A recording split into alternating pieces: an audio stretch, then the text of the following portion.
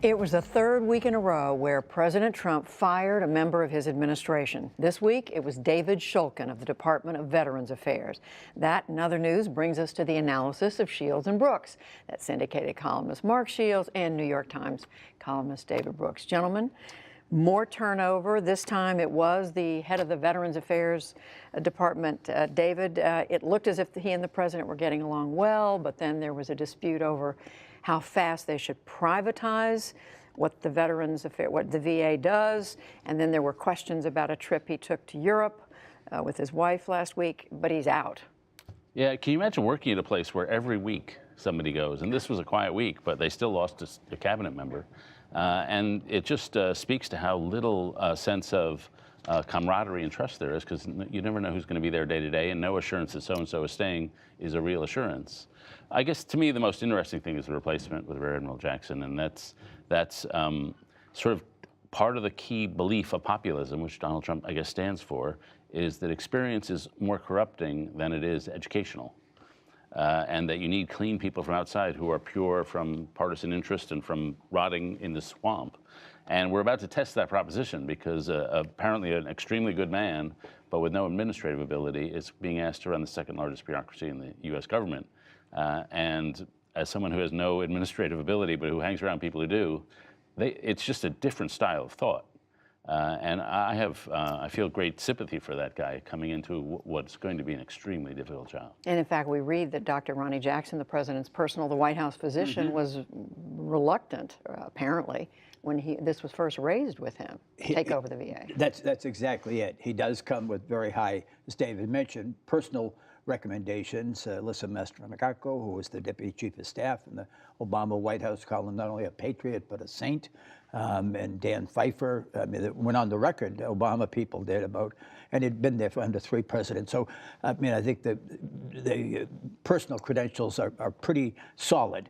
And the president likes him. And he did very well on television presenting the president's medical report and telling with a straight face the president weighed 239 pounds. So that endeared him.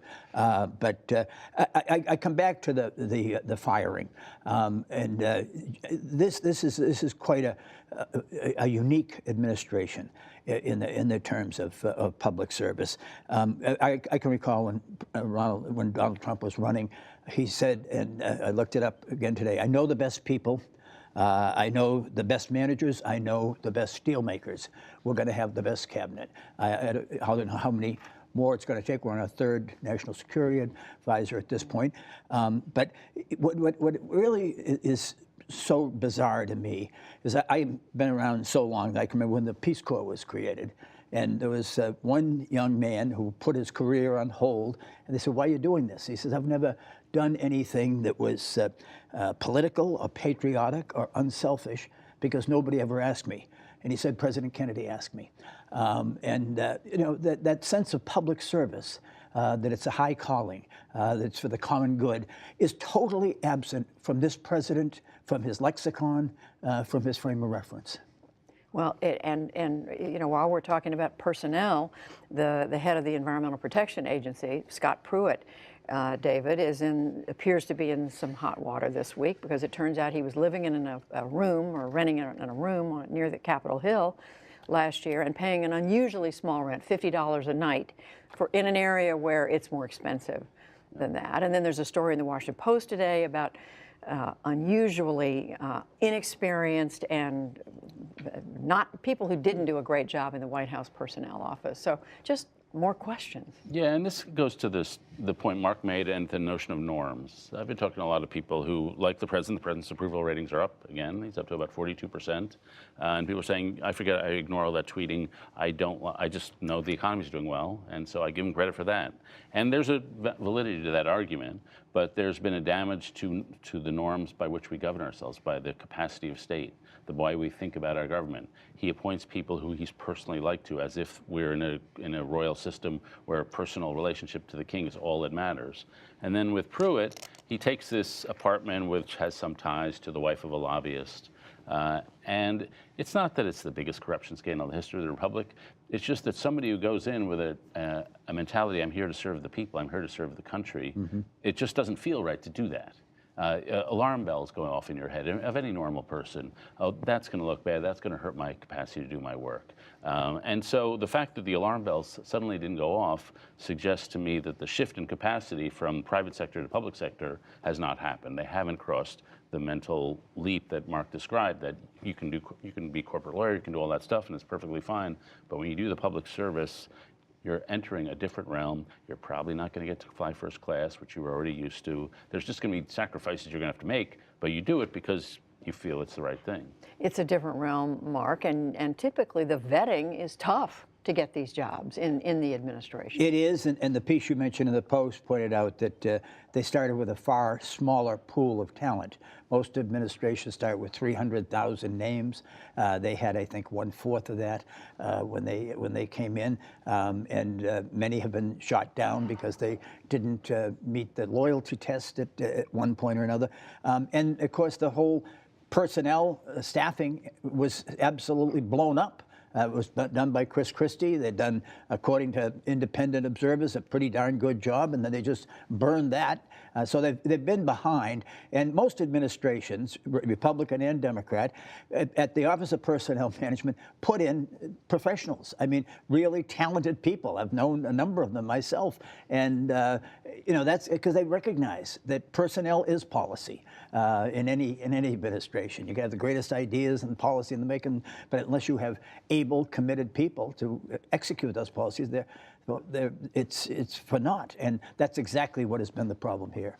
Well, we change of subject, but related in a way because it's administration policy, David, as we learned from the Census Bureau, from the administration, the Trump administration, that what the census folks are going to do in 2020 is add a question about people's citizenship, raising all kinds of questions about whether this is going to be a deterrent to people participating who are living here without all the proper documents. Yeah, in normal times, frankly, it doesn't strike me as an odd question to ask, are you a citizen? And historically, the census has asked that question.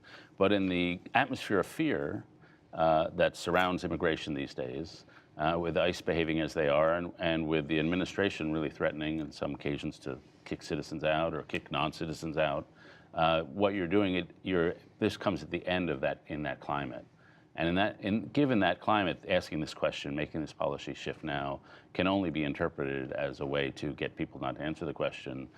There's important to shift political power because money goes to depends on how many people you're representing at each jurisdiction. Federal money follows those numbers. And if you're scaring people away from participating in the census, then that jurisdiction will get less money. And so given the climate, it strikes me as a menacing question and probably a counterproductive one. I mean, it's already clear that if you have a government person coming to somebody's door and asking a question and a private person, people answer the private person more because there's no fear there. But the government implies force. And so they already get a higher turn down rate. If you then make it even more menacing because they're going to ask this question that could get you thrown out, people are going to close the door. Of course, the government, Mark, or the government is saying, Mark, the administration is saying they think they're going to get a more accurate count, but I guess the skeptics are saying no, they're going to hide. Well, you put me down on the side of the skeptics because there's 132 government programs based on need, and so you have to get whether it's food stamps or whatever it might be, school lunches that are based, the apportionment to the states is based upon the need. And if the poorer people, the less affluent people, who oftentimes are those who are recent immigrants to this country, are silenced out of timidity, fear, and we don't give an accurate count, that means people who need it most are not going to get it, are going to be deprived. It's going to mean less political power to states like California, but ironically, probably to a state like Texas, too, if it's enforced. I mean, because they're the large Latino population. But it's just the motives, the hands are not clean coming to this question. It didn't something that came up out of a think tank. It was announced by Wilbur Ross, the Secretary of Commerce, who you don't think had spent a PhD's research on looking at this, that it did have a certain appeal to the president in the White House. Different subject, the event that really took over Washington last Saturday, and that was the big March for Our Lives, David, led by those young people at Parkland High School, the Marjorie Stoneman Douglas High School in Parkland, Florida. Are we seeing, it was a huge turnout around the country. Is this something that's going to last? What's your sense of it? Is it going to make a difference in the argument over gun control? I'm still skeptical it'll make a difference, frankly. I think they have not done a good job of winning over anybody who's already blocked gun legislation in the past. But it was instructive to me. I went to watch, and I went to be with the marchers as a journalistic observer, of course. And it struck me as a very moderate march.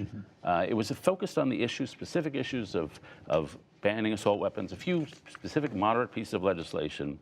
And I was greatly heartened by it, frankly, because sometimes it seems like the extreme on this side feeds the extreme on this side, and our entire political system is gyrating without any sense of moderation. But this was a moderate march, and the people were good-hearted. There was a good spirit. There was no culture war fighting. There was no radicalization. It struck me as democracy the way it's supposed to work. And then I followed the feedback on the march on Twitter, frankly, and it's like I was at the different march. It's as if it was they were all radicals, and one set of radicals was shouting at another. So it was revelatory to me that the world you see on Twitter is not the real world, and that there are a lot of decent people who have positions, this or that, you can agree with or not, but it gave me a much more hopeful sense about our democracy, frankly. It says something about social media. Mark, about It does 30 say, seconds. I think it does say an awful lot about social media. Judy, no arrests here in Washington. Very little refuse left behind. They were a clean, respectful group of people. And I think David's absolutely right. The goodwill, good nature was pervasive. There weren't taunts or any really hostile activity. And I am more hopeful, quite frankly, having lived through it and seen it, and that there may be some hope. I mean, that they've sustained it, they've kept it going. I do think that the NRA national headquarters is very much on the defensive right now, and gun sales are down. You may have noticed, which is Remington went into Chapter 11 this week after 202 years. We will watch it. Congress was away. They're coming back. Maybe we'll get a sense next week. We will. Mark Shields, David Brooks, happy Passover, happy Easter to both of you. Thank you.